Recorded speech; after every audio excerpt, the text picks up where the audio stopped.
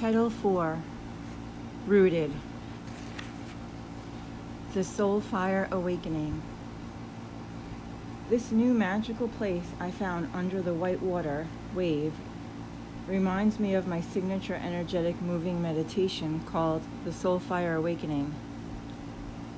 It helps you to discover the space of presence, the still point of creation within. The third pose of the Trinity, balance pose, specifically focuses on balance between the mind and the heart and the masculine and feminine energies. When you find that space of neutrality within your body, where all is calm and perfect, even with chaos around you, you become rooted and centered in your divine power and grace. After 9 months in Hawaii, I returned to my other home on Long Island, reborn again. My HB, Hawaiian Beloved, and I decided we needed a break and some space since we were fighting so much. I went to Long Island without him. He told me to call him if I missed him and he would join me.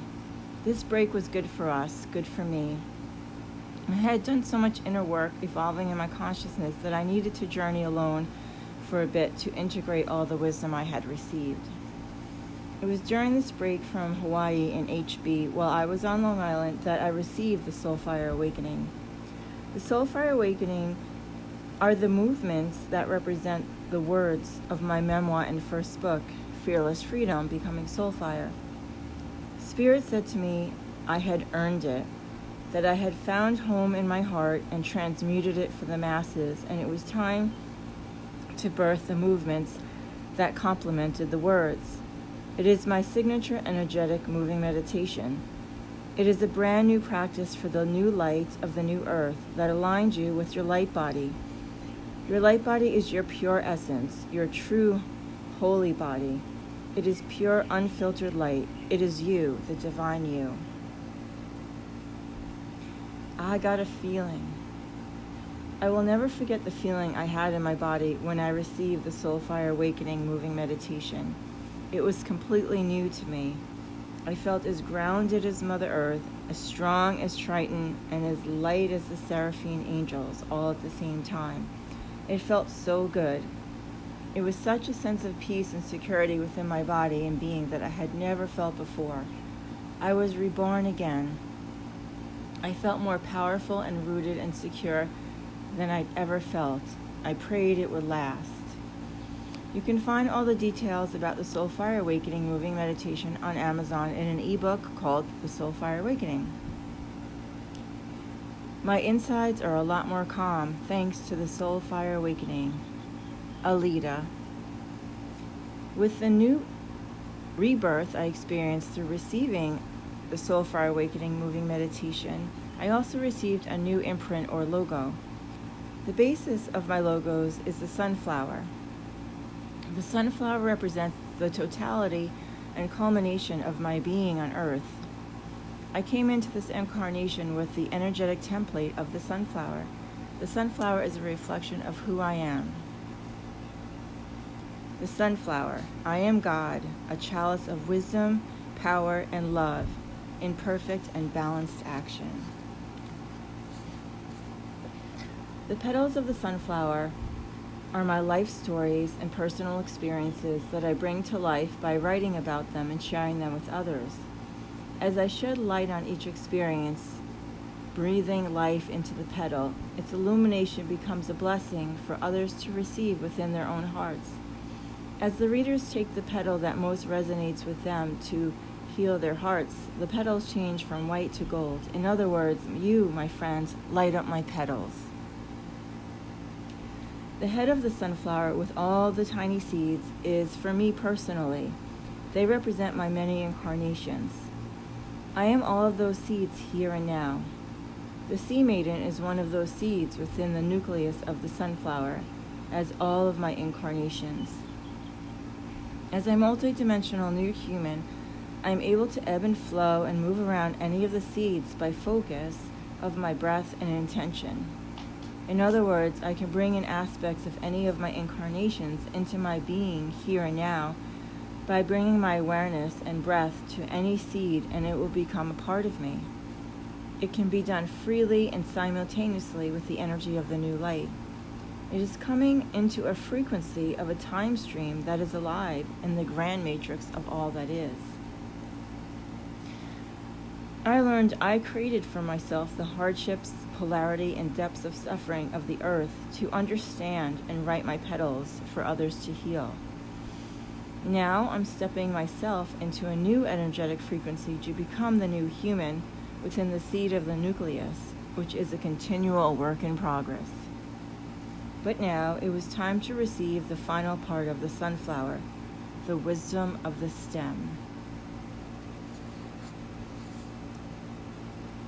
The roots are on fire.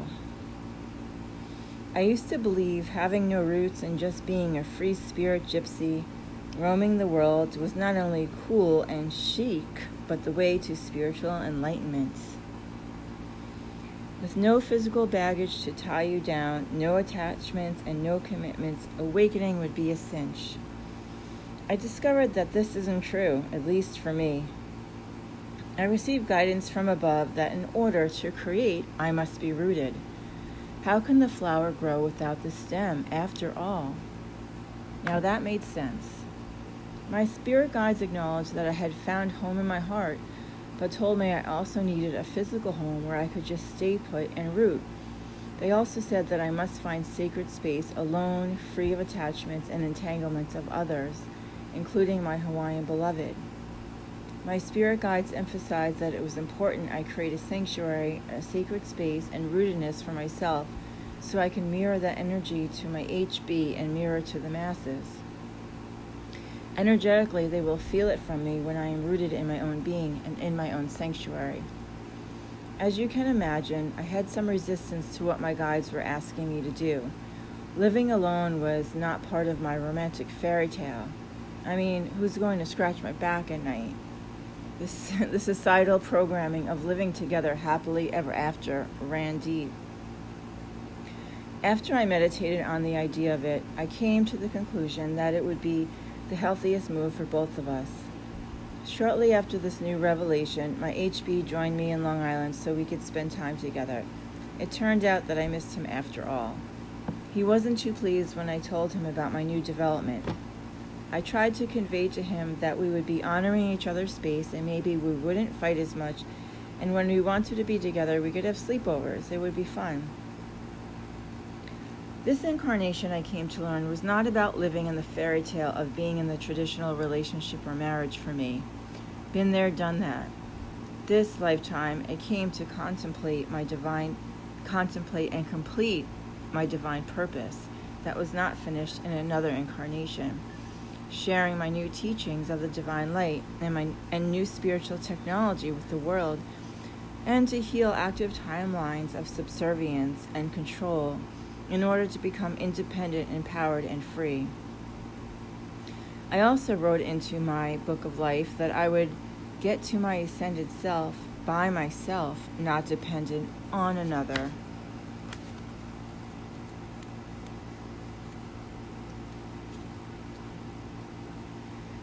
Free as a butterfly.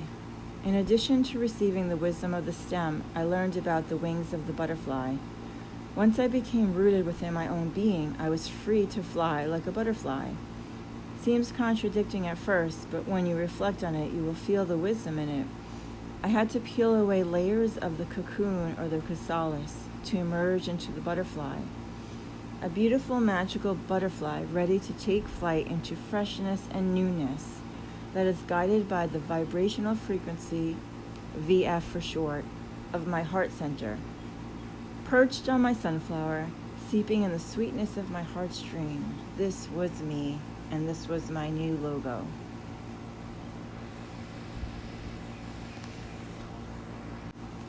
The dark. I have been afraid of the dark my whole life. I still sleep with a nightlight.